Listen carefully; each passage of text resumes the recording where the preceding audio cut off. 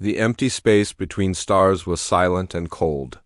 Nothing moved in the darkness except for two ships that had found each other by chance. One ship was smooth and curved like a seashell. Its surface glowed with soft blue light that pulsed like a heartbeat. This was the ship of the Zeltharians, a race of beings who had traveled among the stars for thousands of years. The other ship looked very different. It was made of gray metal plates welded together in straight lines and sharp angles. Weapons stuck out from its sides like the spines of an angry animal. This was a human warship called the UHS Vengeance. Commander Vexai stood on the bridge of the Zeltharian scout ship. His body was tall and thin, covered in smooth skin that changed colors with his emotions. Right now, his skin showed pale yellow streaks, which meant he was curious but careful. His large black eyes could see many different kinds of light, and he used all of them to study the strange human vessel. The human ship was crude compared to Zeltharian technology. It burned chemical fuel to move through space instead of bending gravity like civilized races did. Its weapons were simple projectiles and energy beams, nothing like the elegant force fields and particle streams that advanced species used, but something about the human ship made Vexai uncomfortable.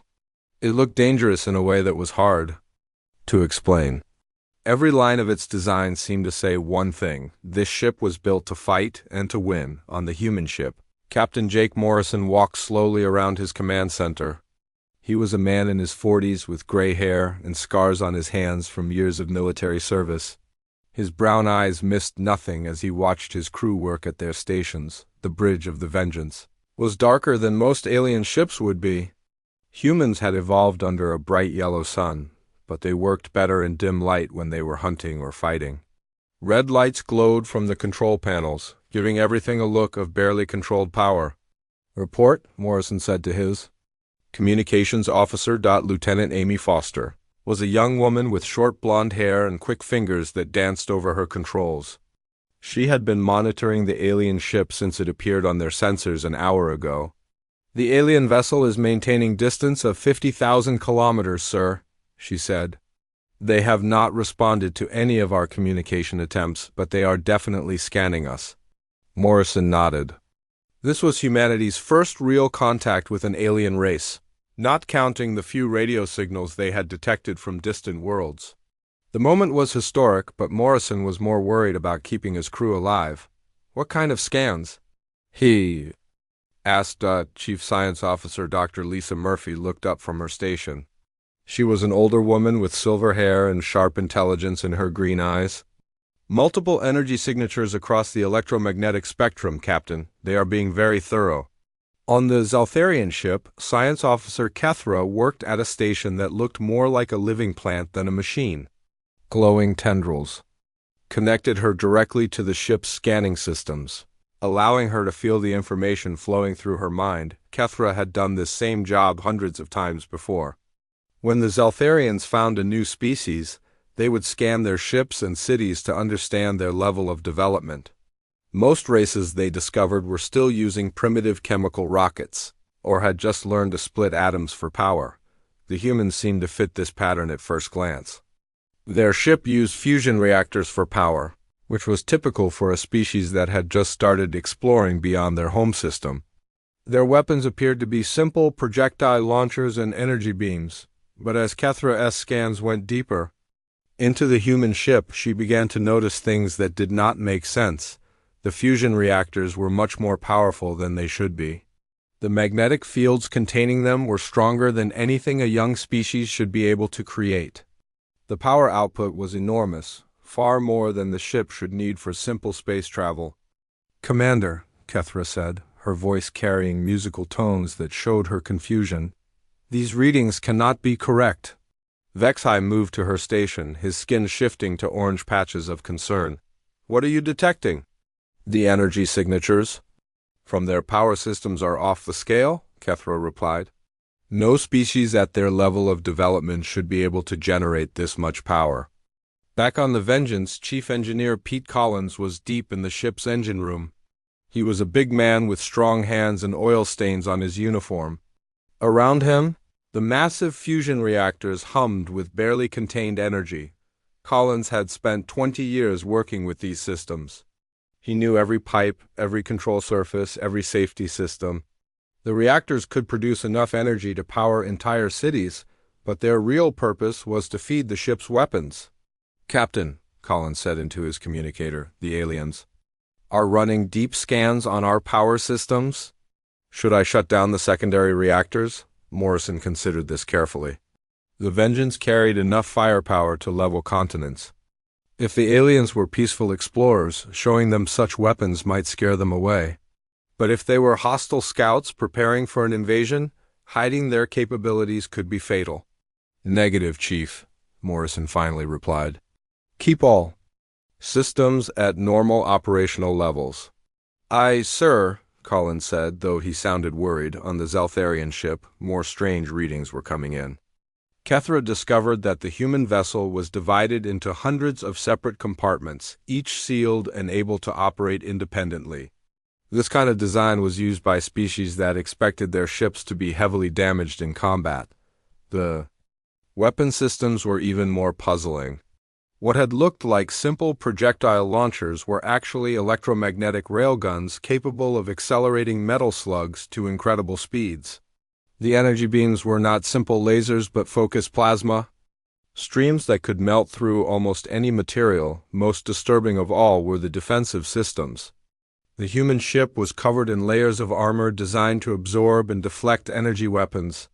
Inside, the corridors were lined with blast doors and emergency force fields. Every system had multiple backups. This was not a ship built for exploration or trade. This was a ship built for war. "Commander," Kethra said, her skin now showing deep purple bands of fear, "I think we need to contact the Council immediately." Vexhai studied the data flowing across their displays. In all their years of exploring the galaxy, the Zeltharians had never encountered a species quite like this. Most races develop peaceful space travel first, then gradually learn to defend themselves against natural dangers like asteroids or solar storms, but the humans seemed to have done the opposite. They had taken their weapons into space with them, building ships that could fight wars between worlds. On the Vengeance, Morrison gathered his senior officers in the briefing room. The room was small and practical, with metal walls and a simple table. Charts and tactical displays covered every surface. "What do we know about them?" Morrison asked. Dr. Murphy activated a holographic display showing the alien ship. "Their vessel appears to be partially biological, grown rather than built. The energy signatures suggest they use gravitational manipulation for propulsion, which is far beyond our current technology." Commander Alan Brooks, Morrison's second in command, leaned forward. He was a thin man with dark hair and worried eyes. "If they are so advanced, why are they just sitting out there? Why not make contact?" "Maybe they are afraid of us," suggested Weapons Officer Karen Price. She was a young woman with red hair and the quick reflexes of a born fighter. "Our scans show their ship has minimal defenses," Morrison nodded slowly. This was the problem with first contact. Both sides were trying to understand each other, but misunderstandings could lead to disaster. "Send another communication," he ordered. "Tell them we come in peace and want to establish friendly relations." As the message went out across space, both ships continued to study each other. Neither side yet understood how different they really were or how that difference would change the galaxy forever. The scanning beams from the Zeltharian ship cut deeper into the human vessel like invisible knives. Kethra felt the information flow through her mind as her organic computer systems processed each new discovery. What she found made her skin turn dark blue with shock. The human ship was not just armed. It was a floating weapon designed to bring death to entire worlds. "Commander." Vexhai watched the data appear on their living displays. Each new reading was worse than the last. The human vessel carried enough destructive power to turn planets into burning rocks. No species they had ever encountered built ships like this. "How is this possible?" Vexhai whispered, his skin flashing between orange fear and purple confusion. "They have barely left their home system, yet they carry weapons that could destroy star systems." Kethra's tendrils connected deeper into the scanning array. She wanted to understand what kind of beings would build such instruments of destruction. The scans revealed layer after layer of weapon systems, each more terrifying than the last. The railguns were the size of buildings. They could fire metal slugs at speeds that would punch through the shields of any known warship. The plasma cannons generated temperatures hot enough to melt moons. But these were not the worst weapons the human ship carried. Deep in the ship's core, the scans detected something that made Kethra's blood run cold. The humans had built a device that could create artificial gravity wells. In simple terms, they had weaponized black holes. On the human ship, Chief Engineer Pete Collins stood before the massive weapon that the aliens were now discovering. The gravity well generator was humanity's most closely guarded secret. It was a machine that could bend space and time itself, creating tears in reality that could swallow enemy fleets whole. Collins ran his hands over the control panels. The device was beautiful in a deadly way, its chrome surfaces reflecting the red emergency lights of the engine room. It had taken humanity's best scientists 50 years to build this machine. They called it the World Breaker. Collins to bridge, he said into his communicator. Captain, they are scanning the World Breaker. Their beams are getting past our shielding. Captain Morrison felt his stomach tighten. If the aliens discovered what that device could do, they might decide that humanity was too dangerous to exist. Can you block their scans? Negative, sir. Their scanning technology is too advanced. They are seeing everything. Morrison closed his eyes for a moment. Humanity had always known this day would come. When they finally met other intelligent life, they would have to explain why their ships were floating arsenals instead of peaceful exploration vessels. The answer was simple but terrible. Humans had learned to expect the worst from the universe. On the Zeltharian ship, more horrifying discoveries were being made. Kethra found weapon systems that did not just destroy enemy ships. They were designed to cause maximum psychological damage to any survivors. The humans had created bullets that would explode inside living tissue, causing wounds that could not be healed. They had poison gas that would make enemies die slowly and painfully. They had developed sonic weapons that could drive beings insane with sound alone. Why would anyone create such things? Kethra asked, her voice shaking with horror. Vexhai had no answer. The Zeltharians were an old and peaceful race. They had conflicts sometimes, but they were settled with words and compromise, not violence. The idea of deliberately causing pain to another living being was foreign to their nature, but the humans seemed to have mastered the art of inflicting suffering. The scans revealed that every weapon system on the human ship had been tested.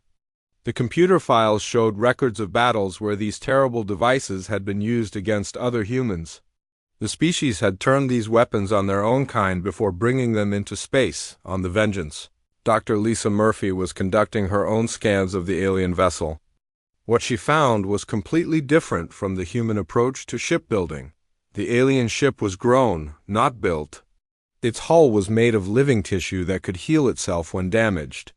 Captain, she reported, their ship appears to be a single organism. The crew lives inside it like cells in a body. They probably share thoughts and feelings through biological connections. Morrison nodded. This explained why the aliens might be so shocked by human technology. They had evolved as a collective species that worked together naturally. Humans had evolved as individual predators who had learned to cooperate only when necessary. The difference in their nature was reflected in their ships. The alien vessel was designed to survive by healing and adapting. The human ship was designed to survive by destroying anything that threatened it, Lieutenant Amy Foster continued, monitoring the alien scans. Sir, they are accessing our historical databases. They are reading about our past conflicts. Morrison felt his blood turn cold. Human history was filled with wars that had killed millions. If the aliens read about the world wars, the nuclear attacks, the genocides, they would see humanity as a species of monsters. Can we block their access? He asked. No, sir. Their technology is too advanced. They are seeing everything. On the Zeltharian ship, Kethra was indeed reading through human historical records. What she found there was beyond her worst nightmares. The humans had fought wars that lasted for years, killing millions of their own species over resources, territory, and ideas. They had created weapons of mass destruction and used them on cities full of innocent people. They had developed gases that could kill entire populations. They had built machines designed only to cause death and suffering, but most terrifying of all, they had done these things to each other. The humans were not just capable of violence against alien enemies. They were capable of turning their destructive power against their own kind. "Commander," Kethra said, her skin now completely black with terror, "we need to leave this place immediately." Vexai was reading the same files. He saw images of human cities turned to ash, of forests burned by chemical weapons, of mass graves filled with the victims of human wars. No species in the galactic community had ever committed such acts of destruction. "Send an emergency signal to the Council," Vexai ordered. "Tell them we have found a species that must be quarantined immediately." But as the message was being prepared, Kethra made another discovery that changed everything. Deep in the human database, she found records of something unexpected. She found evidence of humans who had died to save others. The files showed human soldiers who had thrown themselves on explosive devices to protect their friends. She read about humans who had run into burning buildings to rescue strangers. She discovered stories of humans who had given their lives to save people they had never met. The same species that had created weapons of mass destruction had also created heroes who would die for others. "Commander," Kethra said, her skin shifting to confused patterns of green and gold, "I am finding contradictory information about these beings." Vexai looked at the new data. It showed humans who had fought against their own kind to protect the innocent. It revealed humans who had chosen to help rather than harm, even when helping put them in danger. The humans were not just a species of killers. They were also a species of protectors on the Vengeance. Weapons Officer Karen Price was running diagnostics on the ship's main armament. She knew the aliens were scanning everything, and she wanted to make sure all systems were ready if things went badly. The main batteries consisted of 12 plasma cannons that could melt through the armor of any known warship. Each cannon was fed by its own fusion reactor and could fire continuously for hours without overheating, but Price was not thinking about using these weapons to attack. She was thinking about using them to defend. Every human warship was built with one primary mission: to stand between Earth and anything that might threaten it. The terrible weapons that horrified the aliens were not tools of conquest. They were tools of protection. Humanity had learned long ago that the universe was a dangerous place, and the only way to keep their families safe was to be more dangerous than anything that might come for them. The aliens had scanned a human warship and seen the face of war itself. What they had not yet understood was that humans did not make war for pleasure. They made war to end war, to protect peace, to ensure that their children could grow up in safety. The Worldbreaker could destroy planets, but it had been built to save them. The plasma cannons could burn cities to ash, but they existed to prevent cities from burning. The railguns could punch holes through space stations, but their purpose was to keep space stations from being destroyed. This was the contradiction at the heart of human nature.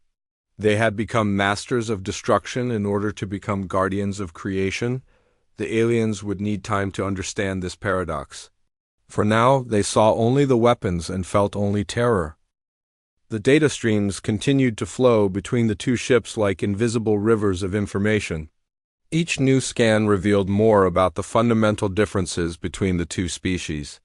Commander Vexai felt his understanding of the universe shifting. As he watched the readings pour across their organic displays, the human warship was not just a vessel of destruction. It was a fortress built to survive anything the galaxy could throw at it. Every system had been designed with one terrible assumption in mind: that someone, somewhere, would try to destroy it and everyone inside. Kethra isolated the ship's defensive systems for detailed study. What she found there was almost as frightening as the weapons. The hull was made of layered armor that could absorb direct hits from energy weapons that could level mountains. Between the armor layers were spaces filled with self-repairing foam that would seal any breach instantly. The interior of the ship was divided into over 300 separate compartments. Each section could be sealed off from the others in seconds. If the ship's hull was breached, if poisonous gas was released, if fires broke out, the crew could isolate the damage and keep fighting. Every corridor had emergency force fields that could stop bullets or contain explosions. The bridge could be completely cut off from the rest of the ship and still control all systems through hardened communication lines. Even the sleeping quarters had individual life support systems and emergency supplies. They expect their ships to be heavily damaged, Kethra reported to her commander. Every design choice assumes they will face enemies who want to kill them. On the human ship, Captain Morrison was walking through the corridors with his first officer, Commander Allen Brooks. They were conducting a routine inspection, but Morrison's mind was on the alien vessel that continued to scan them. The halls of the Vengeance were narrow and efficient. Every surface served multiple purposes. The walls contained emergency equipment, backup power lines, and weapon storage. The ceiling panels could be removed quickly to access repair systems. Even the floor had hidden compartments filled with medical supplies and ammunition. "Sir," Brooks said as they passed a group of crew members, "what do you think the aliens make of all this?" Morrison stopped beside one of the emergency weapons lockers. Inside were rifles, body armor, and enough ammunition to fight a small war. Every corridor on the ship had similar storage areas. The crew could access weapons within seconds from any location. "I think they are probably terrified," Morrison replied honestly. "If I scanned an alien ship and found this level of weaponization, I would assume they were planning to attack someone." Brooks nodded. "But we built all this to defend ourselves, not to attack others. Try explaining that to someone who has never faced an existential threat," Morrison said. "How do you tell a peaceful species that sometimes you have to be willing to destroy everything in order to save anything?" On the Zeltharian ship, the scans had moved beyond the ship's systems to study the crew themselves. What Kethra discovered about human biology was almost as disturbing as their technology. The humans were built for conflict at the most basic level. Their bones were dense and strong, designed to withstand impacts that would shatter the skeletons of most species. Their muscles contained fast twitch fibers that could generate explosive bursts of strength. Their cardiovascular system could pump blood at pressures that would kill more delicate beings.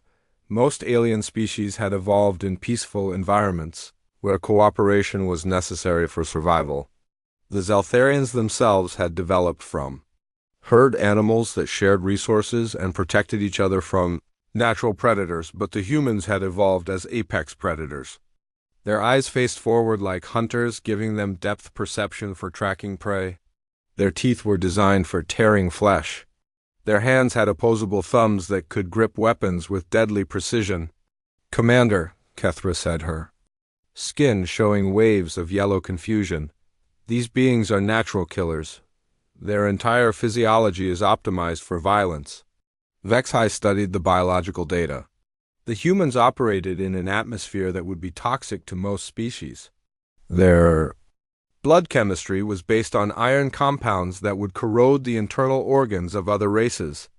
They thrived in gravity fields that would crush more delicate life forms, but the most disturbing discovery was their neural structure. The human brain had evolved elaborate systems for processing violence and threat assessment. They could calculate angles of attack, estimate the lethality of weapons, and plan complex battle strategies all at unconscious levels, yet the same brains that excelled at warfare also showed unusual activity in areas associated with empathy and protection. The humans seemed to be simultaneously the galaxy's most dangerous predators and its most devoted guardians. On the Vengeance, Dr. Lisa Murphy was conducting her own analysis of the alien biology. Her findings painted a picture of a species that was completely different from humanity. "Captain," she reported from her laboratory, "the aliens appear to have evolved from communal organisms. Their neural networks are designed for shared consciousness rather than individual thinking." Morrison found this information fascinating but troubling. What does that mean for communication? It means they probably cannot understand concepts, like individual sacrifice or personal heroism, Murphy explained. Their entire species thinks as a collective unit. The idea of one person choosing to die for others might be incomprehensible to them. This revelation helped explain why the aliens were so horrified by human military technology. To a species that shared all thoughts and feelings, the idea of deliberately causing pain to another being would be like harming themselves, but humans had learned to compartmentalize violence. They could kill when necessary while still maintaining their capacity for love and compassion. This ability to switch between protector and destroyer was what made them so effective as warriors. Lieutenant Amy Foster was monitoring the alien communications when she detected something unusual. "Captain, they are sending encrypted messages to someone. The signal strength suggests they are contacting their home world or a command center." Morrison felt his stomach tighten. If the aliens were reporting humanity's military capabilities to their government, it could lead to a preemptive strike against Earth. A sufficiently advanced alien civilization might decide that humanity was too dangerous to be allowed to develop further. "Can you decode their messages?" he asked. "No, sir. Their encryption is unlike anything in our databases, but the transmission patterns suggest urgency." On the Zeltharian ship, Vexai was indeed sending an emergency report to the Galactic Council. The message contained all the scan data they had collected, along with his assessment of the threat level. "We have encountered a species that defies all our models of civilizational development," he transmitted. "They possess weapons technology that exceeds many Council member species, despite having barely achieved interstellar travel. Their biology and psychology are optimized for warfare on a scale we have never observed."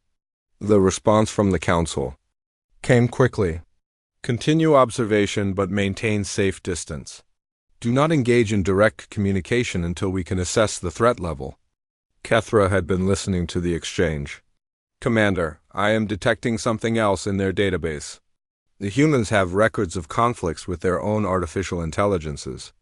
This was perhaps the most terrifying discovery yet. The humans had created mechanical minds and then fought wars against them. The records showed battles between humans and machines that had lasted for decades with casualties in the millions. "They fight wars against their own creations," Vexai said, his skin turning pale with shock. "What kind of species creates intelligent life and then destroys it?"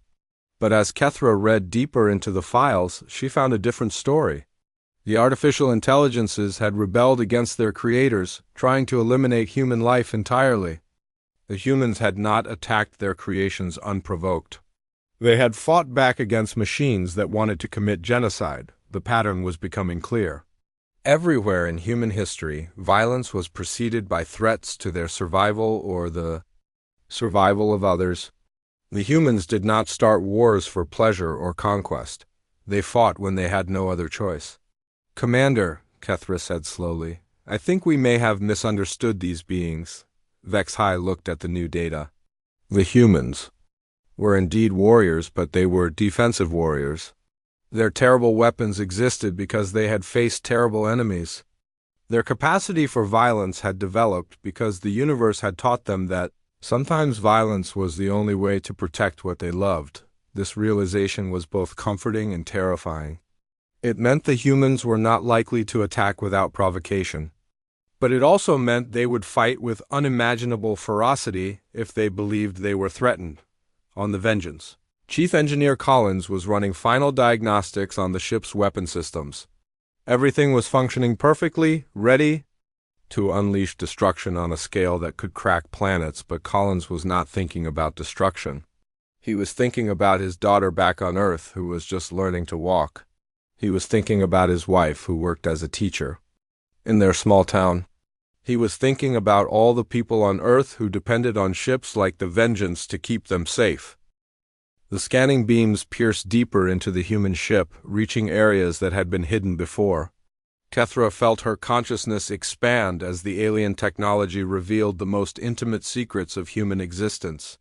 What she found in the crew, quarters and personal spaces of the ship changed everything. She thought she knew about these strange beings. The humans did not just carry weapons. They lived with them. Every personal area on the ship contained items designed for killing. But alongside these instruments of death were objects that spoke of love, hope, and beauty. In Captain Morrison's quarters, the scans revealed a collection of photographs showing a woman with kind eyes and two young children. Next to these pictures sat a military pistol that could punch holes through steel plates. On his desk were letters from his family alongside tactical manuals describing how to destroy enemy fleets. Lieutenant Amy Foster's room contained a violin that she played during her off-duty hours. The music files in her personal computer were filled with beautiful melodies that could make listeners weep with emotion. But her bedside table held a combat knife that could cut through bone, and her closet contained body armor designed to stop bullets that could shatter concrete. "They are warriors and artists at the same time," Kethra reported to Commander Vexhai. "Every individual carries the capacity for both creation and destruction." This was beyond the Zeltharian understanding. Their species had evolved past the need for violence millions of years ago. They created beauty through shared consciousness and protected themselves through advanced technology that made weapons unnecessary. But the humans seemed to embrace both sides of their nature. They could write poetry about love while designing bombs that could level cities. They could play music that touched the soul while training to kill with their bare hands. The scans revealed training areas throughout the ship where the crew practiced combat techniques. But these same spaces were used for physical exercise, dance, and meditation. The humans had learned to find peace within the practice of war. On the human ship, Weapons Officer Karen Price was conducting training exercises with a group of junior officers. They moved through combat scenarios with fluid grace, their bodies responding to threats with automatic precision. But when the exercise ended, the same people who had been practicing deadly techniques sat down together to share stories and laugh at jokes. Price herself pulled out a sketch pad and began drawing pictures of the alien ship, her artist's eye capturing the beautiful curves of its bioluminescent hull. "The universe is full of wonders," she said to her trainees, "but it is also full of dangers. We train to fight so that we can protect the wonders and stop the dangers." This philosophy was woven throughout human culture.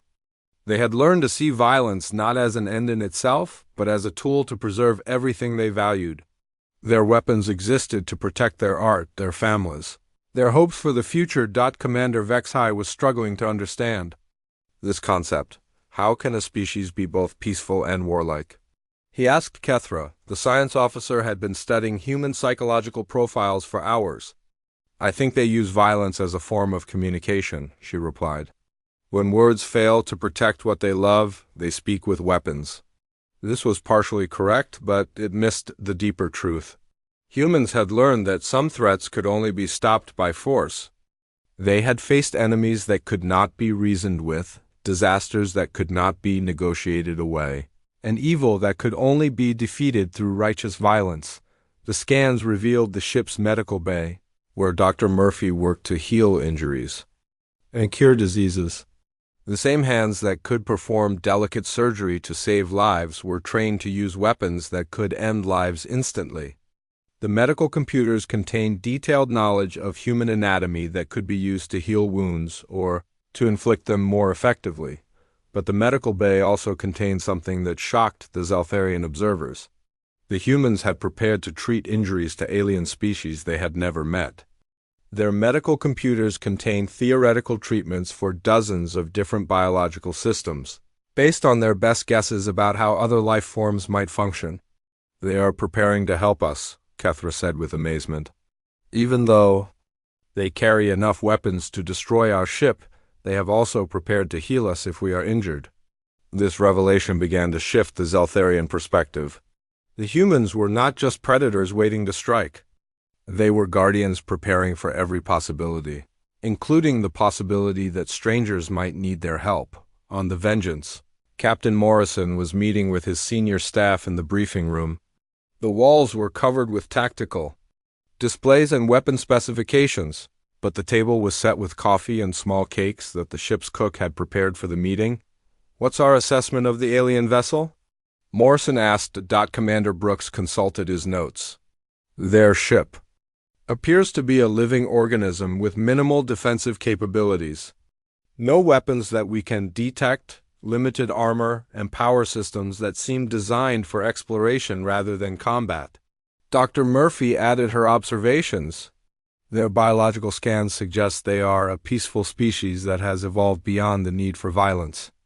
They may literally be incapable of understanding why we carry such heavy armament. Morrison nodded thoughtfully. That could be a problem. If they see us as a threat, they might call for help from their military forces. Or they might try to eliminate the threat preemptively, added Weapons Officer Price. A sufficiently advanced civilization could destroy Earth before we even knew we were under attack.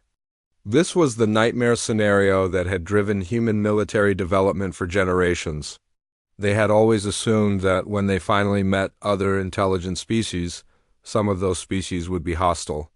The weapons that horrified the aliens had been built to prevent human extinction, but Morrison was beginning to think they might have been wrong about the nature of the threat.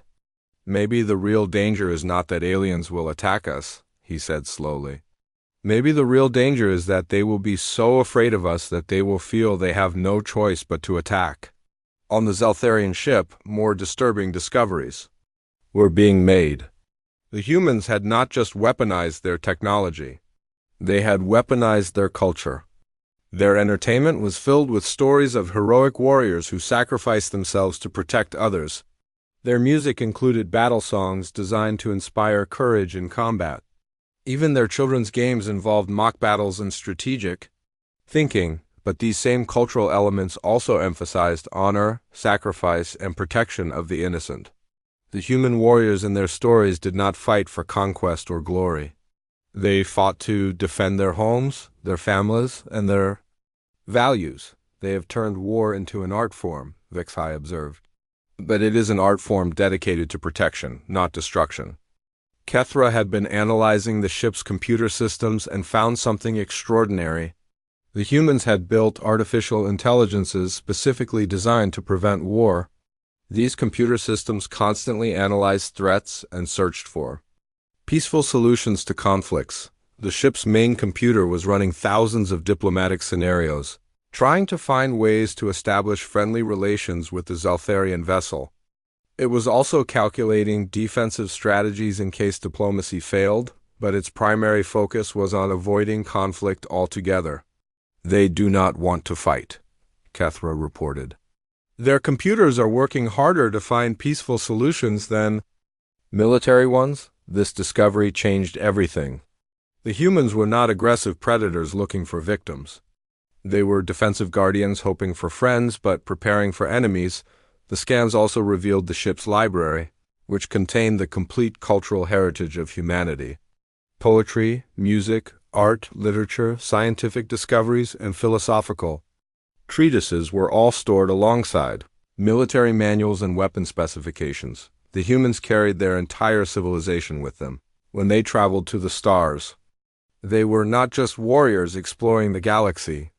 They were ambassadors carrying the best of human achievement to share with anyone willing to receive it, but they also carried the means to protect that heritage if necessary. Every human ship was both a cultural embassy and a fortress, ready to share wonders or defend them depending on what the universe demanded. Chief Engineer Collins was working late in the engine room, fine-tuning the ship's systems. Around him, the massive reactors hummed with power that could fuel weapons of incredible destruction. But Collins was using that same power to run the ship's communication arrays. Trying to establish contact with the alien vessel, he had spent his entire career building and maintaining weapon systems. But his real hope was that those weapons would never be used. Every technical improvement, every upgrade, every modification was made with the goal of making the ship so formidable that enemies would choose not to fight. The ultimate purpose of human military technology was to make military technology unnecessary. The aliens had scanned a human warship and seen the face of war. But they were beginning to understand that it was the face of war in service to peace. The humans had not embraced violence for its own sake. They had mastered violence in order to transcend it. The terrible weapons, the defensive systems, the warrior culture, all of it existed to create a universe where such things would no longer be needed. The final phase of scanning revealed the deepest secrets hidden within the human ship's databanks. Kethra's consciousness dove into the historical archives, uncovering the complete story of human development from primitive hunters to star-traveling guardians. What she found there would change how the galaxy viewed humanity forever.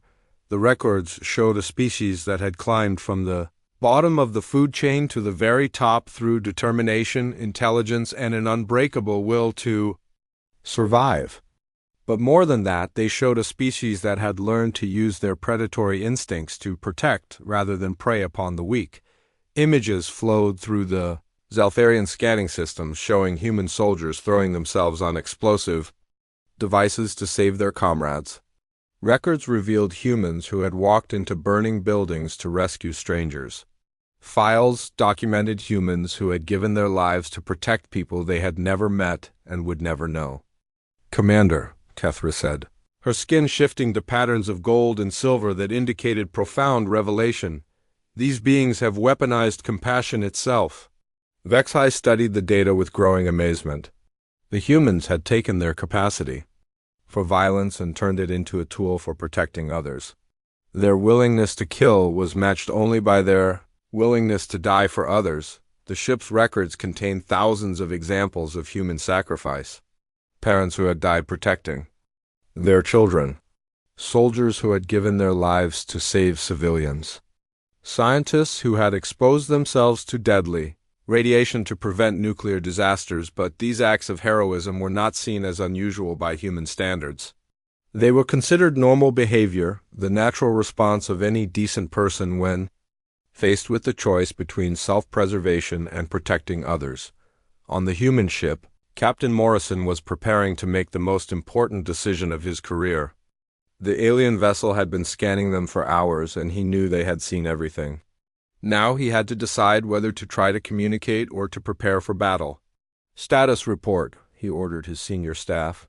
Commander Brooks checked his tactical displays. "All weapon systems are online and ready. We could disable their ship in minutes if necessary." Dr. Murphy looked up from her biological analysis. "Captain, I don't think they mean us any harm. Their ship has no weapons, and their scanning patterns suggest scientific curiosity rather than military assessment." Weapons Officer Price disagreed. "Sir, they could be calling for military support right now. Their advanced technology means they might have weapons we can't detect." Morrison considered all the options. The safe choice was to strike first, to eliminate the potential threat before it could become an actual one. Human military doctrine emphasized the importance of maintaining tactical advantage through decisive action, but Morrison had not joined the Space Force to start wars. He had joined to prevent them. "Open a communication channel," he ordered. "Let's try talking before we start shooting." On the Zaltharian ship, Vexai received the incoming message with surprise. He had expected the humans to either attack or flee. He had not expected them to try to communicate while revealing their full military capabilities. The message was simple and direct. "This is Captain Jake Morrison of the human vessel USS Vengeance. We come in peace and seek friendly contact with your species. We mean no harm to you or your people." Vexai hesitated. Everything they had learned about humans suggested they were the most dangerous species the galaxy had ever encountered. Their capacity for violence exceeded that of any known civilization. Their weapons could destroy entire star systems, but the message itself was peaceful, and their actions matched their words. Despite having overwhelming firepower, the humans had not attacked. Despite knowing they were being scanned and analyzed, they had made no aggressive moves. "Respond," Vexai decided. "Tell them we are explorers from the Galactic Council, and we seek to understand their species." The exchange that followed would become one of the most important conversations in galactic history. Two completely different species, one built for peace and one built for war, began the slow process of understanding each other. Captain Morrison spoke carefully, knowing that his words could determine whether humanity would be welcomed into the galactic community or marked for destruction. We know our ships and weapons might seem frightening to a peaceful species. We want you to understand that we built these things to protect ourselves and others, not to conquer or destroy. Vexai replied with equal care, "We have scanned your vessel and your historical records. We see that your species has great capacity for both violence and compassion. We are trying to understand how these two aspects can exist together. Because sometimes," Morrison said, "the only way to protect the innocent is to be more dangerous than those who would harm them. We learned long ago that the universe contains threats that cannot be reasoned with or bargained away. Our weapons exist to stop those threats." This explanation began to make sense to the Zeltharian commander. His species had been fortunate to evolve in a region of space that was relatively peaceful. They had never faced the kind of existential threats that had shaped human development. Kethra was still analyzing the human database when she made the most important discovery of all. Deep in their cultural records, she found something that changed everything she thought she knew about human nature. The humans had a concept they called sheepdog mentality. It was the idea that there were three types of beings in the universe: sheep who were peaceful and innocent, wolves who preyed upon the sheep, and sheepdogs who protected the sheep from the wolves. Humans had chosen to be sheepdogs. They had embraced their predatory nature, not to become wolves, but to become guardians. Their weapons were fangs turned outward, protecting the flock rather than threatening it. "Commander," Kethra reported with excitement, "I understand now. They are not predators. They are guardian predators. They hunt the hunters." This revelation spread through the Zeltharian crew like wildfire. The humans were not a threat to peaceful species. They were a threat to threats, a weapon aimed at those who would harm the innocent. The conversation between the two ships continued for hours, with each side sharing information about their history, culture, and goals. The humans learned that the galaxy was mostly peaceful, with few of the existential threats that had shaped their development. The Zeltharians learned that humans had faced challenges that would have destroyed most species, and had emerged stronger and more protective as a result. "We have seen many species rise to the stars," Vexai told Morrison. "Most develop peaceful exploration technology first, then gradually learn to defend themselves. But you did the opposite. You brought your weapons with you from the beginning." Morrison nodded. "We had to. Our planet taught us that the universe is a dangerous place, and that the only way to survive is to be prepared for anything. We hope we're wrong about that, but we can't afford to be unprepared if we're right." The implications of this exchange were enormous.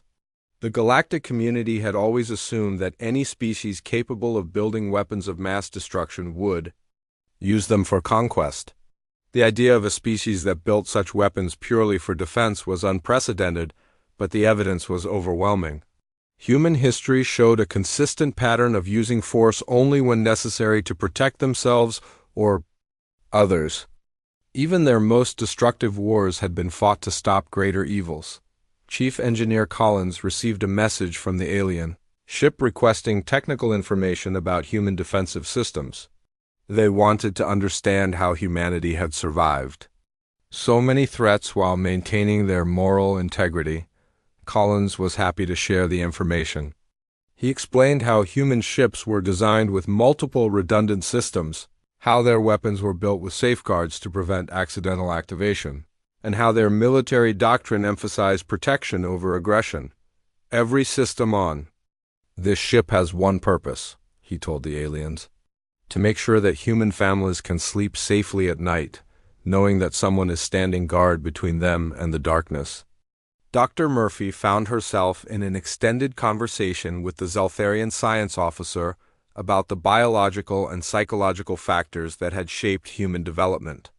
She explained how competition and cooperation had both played roles in human evolution, creating a species that was simultaneously individual and collective. "We fight as individuals when we have to," she explained. but we prefer to work together when we can. Our weapons are individual tools, but our goals are collective ones. As the day ended, both ships had learned something profound about the nature of intelligent life in the universe. The Zeltharians had discovered that predatory instincts could be harnessed for protection rather than predation. The humans had learned that the galaxy contained species that had transcended the need for violence entirely. The final transmission from the Zeltharian ship would be remembered throughout galactic history. We have scanned your vessel and your species. What we saw initially horrified us. What we understand now gives us hope. You are guardians who have chosen to bear the burden of protection so that others do not have to. The galaxy is safer because you exist. Morrison's response was equally historic. We judge others by their actions, not their capabilities. You came to us in peace, and you will always find friends among humanity.